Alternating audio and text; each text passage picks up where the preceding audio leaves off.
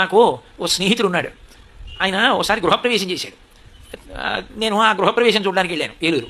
వెళ్తే పెద్ద మేడ కట్టుకుని ఆ మర్నాడు మేడ మీద కూర్చుని నాతో అన్నాడు, ఏమయ్యా సంతోషంగా ఉంది, చాలా పెద్ద మేడ కొట్టావు, ఈత కొలను కూడా కట్టావా ఇంట్లో, చాలా బాగుంది అన్నాను.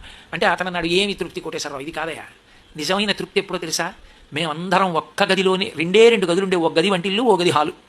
మాకు ఒక్క టేబుల్ ఫ్యానే ఉండేది కోటేశ్వరరావు.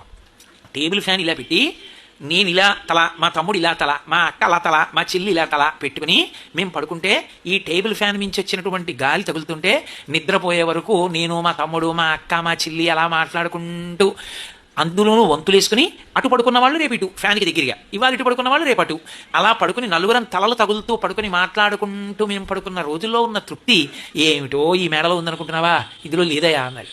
తృప్తి ఏదో ఉండడం వల్ల కాదు, తృప్తి ఇక్కడ సాధారణంగా మనిషి జీవితంలో ఉండే లోటు ఎక్కడ ఉంటుందంటే, ఏది పోయిందో అక్కడ తృప్తి ఉందంటే.